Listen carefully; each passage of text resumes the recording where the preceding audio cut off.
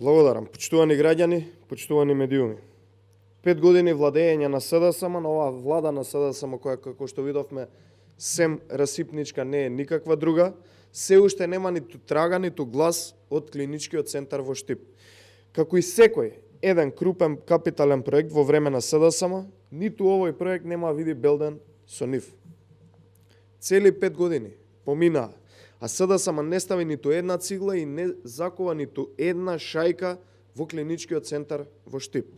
Откако го доживеа огромниот пораст на локалните избори, свесни дека ќе се заминат од позициите во владата, Венко Филипче прв побрза и се сети на клиничкиот центар во Штип, но не за да го гради и за да биде во корист на граѓаните, туку за да Венко Филипче исплати 2,5 милиони евра, 2,5 милиони евра, повторувам, кон грчката фирма која го гради, Интракат, и тоа изведувајќи сериозна операција каде што биле вклучени, најверојатно според пишувањата на медиумите, повеќе министри од владата на СДСМ, каде што е извршен притисок врз судството за да се одблокира сметката токму на оваа компанија, која должи на над 600 македонски компании кои биле подизведувачи незини. Според написите во медиумите, тогашниот министер за правда Бојан Маричиќ издействал во месец ноември 2021 година, веднаш по локалните избори, да се одблокира сметката на фирмата од страна на судот и баш тогаш, кога била одблокирана, Венко Филипче во неколку трансакции, во неколку наврати ги префрлил тие 2,5 милиони евра. 2,5 милиони евра Венко Филипче платил на фирма која повеќе од 1,5 година нема ниту еден вработен на објектот и била со блокирана сметка предходно. Наместо да го раскине договорот Филипче, тој им исплатил сериозна сума на пари.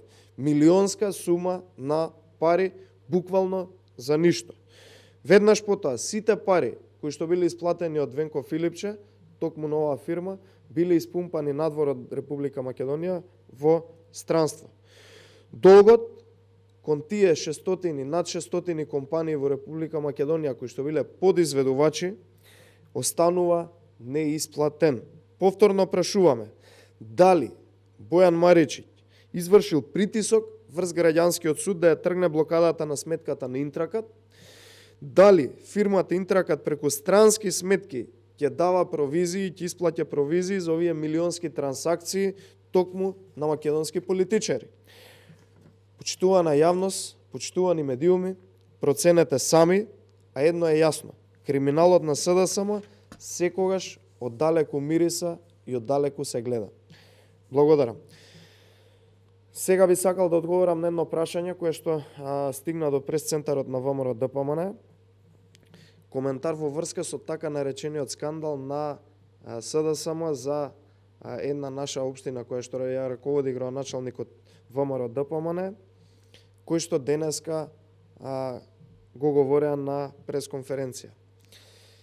Едно е јасно, тоа е дека СДСМ жали што на законит начин е сменет некадарен партиски директор на градинка и тоа од овластен ревизор. И по 120 дена по локалните избори, ниту еден градоначалник на СДСМ и ДУИ не излегува со отчет пред граѓаните за сработеното. Наместо тоа, СДСМ денеска најавува скандал, а во реалноста не видовме ниту жижица, а не пак петарда или бомба како што тие скандалозно ја најавуваа. Видовме како СДСМ очајно жали што на законит начин е сменет некадарен партиски директор на градинка од овластен ревизор.